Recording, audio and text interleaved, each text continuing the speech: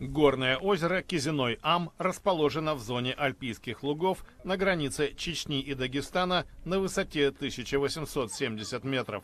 Здешний климат, озерная вода и обитающая в ней форель обладают целебными свойствами, так считают местные жители и уверяют работники индустрии гостеприимства.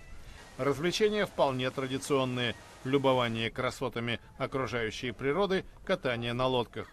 Купание для закаленных, поскольку температура воды не превышает 17 градусов. Шашлык не обманет ожиданий взыскательных гурманов. Марина приехала из Краснодара. По ее словам, многое здесь выгодно отличается от того, с чем ей приходится сталкиваться дома. Нам очень понравилось, что здесь никто не пьет, не курит, очень чисто на улицах. Ну, чего не скажешь о нашем, допустим, городе. И на самом деле очень приятно удивлены и хотим сюда вернуться еще не раз.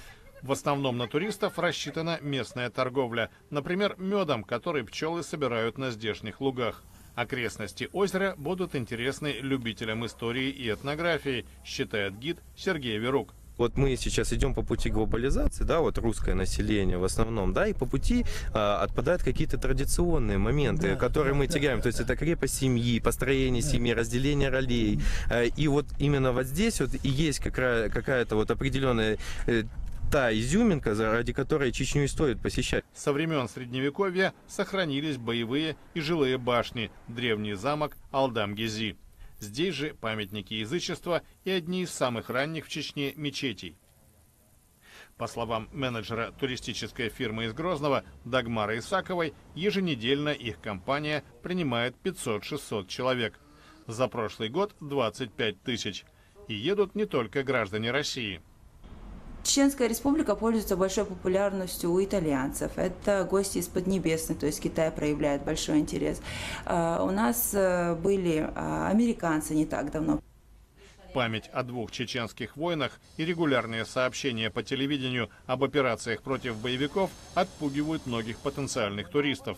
Но, по словам Сергея из Петербурга, здесь он чувствует себя в большей безопасности, чем в других краях Северного Кавказа. Мне показалось здесь спокойнее, чем мы были в Кабардино-Балкарии, там посты немножко напрягают. В числе проблем региона безработица, коррупция и неблагоприятная ситуация с правами человека. Некоторых молодых людей это заставляет обращаться к радикальной версии ислама.